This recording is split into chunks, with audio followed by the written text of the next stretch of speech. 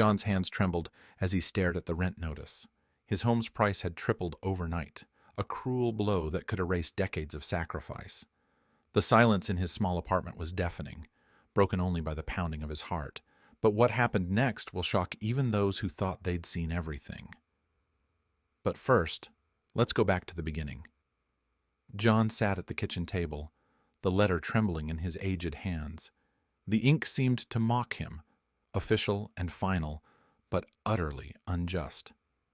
His mind raced through the decades of sacrifice, the endless deployments, the injuries both visible and invisible, and now this, a brutal reminder that in civilian life, loyalty and service counted for nothing. The small apartment around him felt suddenly like a cage, walls closing in on a man who only wanted to live his remaining years in peace. He remembered the nights spent overseas, the cold and dirt, the comrades lost, and the pain that never fully healed. But those hardships had a purpose. Serving his country had been a privilege, a calling. Returning home, he had believed in the promise that his sacrifices would be honored with respect, not erased by profiteering greed. Yet here was Mark Reynolds, the landlord who once nodded politely when they met in passing, now wielding power like a weapon, indifferent, calculating, and merciless. John's jaw clenched as he recalled Mark's explanation, which felt more like an excuse than a reason. Property taxes rising was one thing, but tripling rent overnight was another. Mark's words echoed coldly. "It's business, John. I have to keep my properties profitable." But John saw through the corporate mask. Behind it was a man driven by greed, ignoring the human cost. John's fixed income, a modest pension barely covering basics, was no match for this sudden, devastating increase. He felt a profound sense of betrayal, not just personal, but from a system that allowed such cruelty. Emily, his daughter, was no less shaken. She had always admired her father's strength, but now her resolve threatened to crumble. Sitting beside him, she pored over the paperwork with furrowed brows, eyes scanning figures and clauses that offered no relief. "Dad, this isn't just unfair. It's impossible," she said quietly, voice thick with emotion. "How are you supposed to pay this? Where would you even go?" The questions hung heavy in the air, unanswered and terrifying. The community's reaction was immediate and fierce. Neighbors whispered in grocery aisles, sharing stories of their own struggles, their eyes dark with anger and disbelief. A local coffee shop became an unofficial meeting place where residents vented their frustration. John's story wasn't unique. It was emblematic of a growing injustice spreading through towns like theirs. People who had given everything, veterans like John, retirees, single mothers, all targeted by landlords exploiting loopholes and unchecked power. John's quiet dignity now bristled with quiet fury. The letter was more than a notice. It was a slap in the face to every sacrifice he had made. Yet beneath the anger simmered a deep pain, a feeling of invisibility, as if his years of service had been erased overnight. His identity as a veteran, a provider, and a father seemed to slip through his fingers like sand. Even as the shock settled into a heavy ache, John refused to be broken. But the path ahead was uncertain, and the weight of this unjust rent hike pressed down like a storm cloud threatening to drown him. The simple apartment, once a sanctuary, now felt like a battleground. The line between security and despair razor thin. In that small kitchen, amid unopened bills and a trembling hand, a man wrestled with the harshest reality of his post-service life. The promise of dignity had been broken, replaced by cold arithmetic and heartless profit margins. John's story was no longer just his own. It had become a symbol of the struggle faced by many, a fight not just for shelter, but for recognition, respect, and justice in a world that too often turned its back on those who had given the most. John sat at the edge of his worn armchair, eyes fixed on the glowing screen of his daughter's tablet. The sharp sting of despair had barely begun to loosen its grip when Emily's voice, steady but charged with determination, cut through the silence. "Dad, I'm sharing your story," she said softly but firmly. It wasn't just words, it was a declaration of defiance against the cold calculus of Mark Reynolds's greed.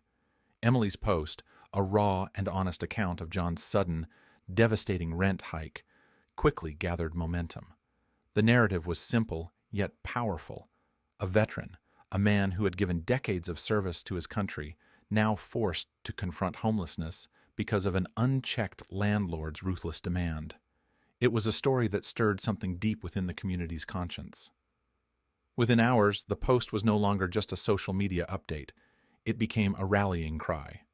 Comments flooded in, voices of outrage, sympathy, and solidarity mingling in a swelling chorus. Neighbors shared their own stories of financial strain.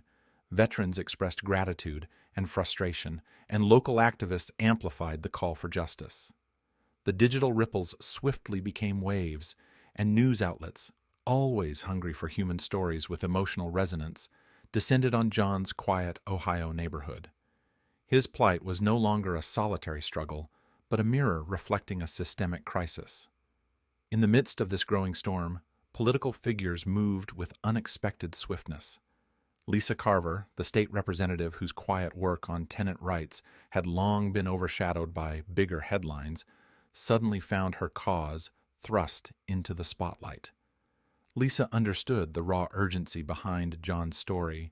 The intersection of aging, poverty, and housing insecurity was a volatile tinderbox. Her phone rang nonstop as constituents demanded action, journalists sought interviews, and advocacy groups pushed for immediate legislative measures. With the eyes of the public fixed squarely on the state capitol, Lisa called an emergency session, framing the crisis not as an isolated injustice, but as a dire warning sign for vulnerable populations statewide. The legislative chamber buzzed with tension and resolve. Lawmakers, many previously indifferent or unaware of the scale of the problem, faced a surge of public pressure that was impossible to ignore. The usual partisan divides gave way to a rare unanimity born of shared urgency. The proposed bill, a moratorium on all rent increases until comprehensive tenant protections could be drafted, was debated with fervor, the language crafted to shield elderly veterans, low-income families, and those at risk of displacement. Behind closed doors and in public sessions, the weight of John's story, magnified by the outpouring of community support, pressed heavily on every vote. When the bill passed unanimously, a wave of relief and cautious optimism swept through John's world. The freeze on rent hikes was more than a policy change. It was a lifeline. For the first time since receiving that cruel letter, John felt a tangible shield around him, a legal safeguard born from collective outrage and political will. The gesture was historic, a rare moment where grassroots advocacy and government responsiveness aligned in defense of the vulnerable. But the transformation extended beyond laws and statutes. The community's response was profound and deeply personal. Donations arrived steadily: checks, groceries, offers of companionship and assistance in navigating the complexities of legal and financial challenges. Neighbors John had only nodded to in passing now knocked on his door with casseroles and promises to help. Emily, buoyed by the groundswell of support, coordinated efforts to ensure John was not alone in this fight. Each act of kindness became a stitch mending the fabric of John's fractured sense of security. John's spirit, worn thin by weeks of anxiety, began to kindle anew. The weight of isolation lifted, replaced by the comforting presence of a community that refused to let him fall. Hope, which had seemed a distant, fragile ember, now burned steadily within him. The harsh realities of the rent hike had not vanished, but they no longer defined him. Instead, John found himself at the heart of a movement, an emblem of resilience and the power of collective action to reclaim dignity from the brink of despair. In that quiet Ohio apartment, where walls had once seemed to close in, light broke through the cracks. The promise of protection, of justice, and of human kindness wove a new narrative, one where a veteran's sacrifice was not forgotten, and where the fight for fairness was both personal and shared by many. It was a beginning, fragile yet fierce, and for John it was everything. The glare of the afternoon sun poured through the large windows of the community center, casting long shadows across the crowded room. John Peterson stood near the front, a stoic figure in a simple jacket and well-worn shirt, his hands gripping the edges of the podium as he faced the sea of faces. The air was thick with anticipation and raw emotion. Months had passed since the cruel letter arrived, the moment that had threatened to shatter the quiet rhythm of John's life. Now, here he was, not broken, but resolute, ready to give voice to a struggle that had become a cause far greater than one man's fight. John's voice, steady yet suffused with a quiet fire, carried through the room. "I served this country for over 20 years, he began, "not so that I would live in fear of losing my home when I'm old and tired. I believed that sacrifice meant something, that my dignity mattered." His gaze swept the crowd, eyes shining with the weight of truth and the burden of pain. But when the rent was tripled overnight, when Mark Reynolds saw only dollar signs and not a man, it felt like a betrayal from the very people I had hoped would respect my service. A ripple of emotion spread. Hands clapped, some trembling with tears. This wasn't just a speech. It was a raw testament to the gulf between those who live by principle and those who count profit above all else. John's words ignited something deeper than sympathy. They sparked outrage, transformed into hope, anger transformed into determination. Outside the hall, Mark Reynolds's world was unraveling.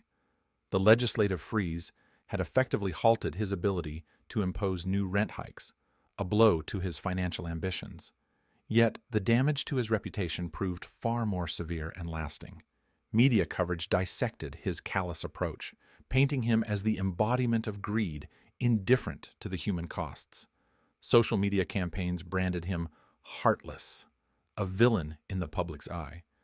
His insistence that balancing the books left him no choice rang hollow amid mounting evidence of other landlords implementing far more measured practices. His business acumen was no match for the tide of public condemnation. The reverberations of the legislation extended far beyond John's apartment building. States across the nation watched Ohio's bold move closely, sparking conversations in capitals hundreds of miles away. Advocates for tenant rights seized the moment to push for similar protections. The ripple became a wave, a nationwide call for justice and fairness. John, once an anonymous tenant facing eviction, had become a symbol of resilience. Media appearances, community events, and interviews transformed him from a victim into a beacon of possibility. His story was not merely about one man's survival, it was about the power of collective voice and action. The narrative reshaped itself around the idea that the system, while often flawed and unjust, could be challenged and changed by those it sought to marginalize. Emily stood near her father, pride shining in her eyes as he spoke. Together they embodied the intersection of personal struggle and communal victory. Their story was a reminder, when dignity is threatened, outrage is not just natural, it is necessary. And when outrage is harnessed into unity, justice becomes attainable. John's home, once on the brink of being lost to cold greed, was safe for now. The rent freeze provided a shield, a legal safeguard crafted from the voices of many. More importantly, his dignity, scarred but unbroken, was restored. He had stood against forces that sought to reduce his worth to a ledger entry, and had won. As the meeting drew to a close, John's final words echoed in the hall. "If my story inspires even one person to speak out, to stand firm, to believe that fairness is possible, that is victory enough." The applause swelled, the faces in the crowd reflecting a collective promise. The fight was far from over, but the triumph was undeniable. In John Peterson's victory, a nation found a renewed sense of hope, a conviction that fairness, respect, and justice for its elders and veterans were not just ideals, but achievable realities when people refused to remain silent.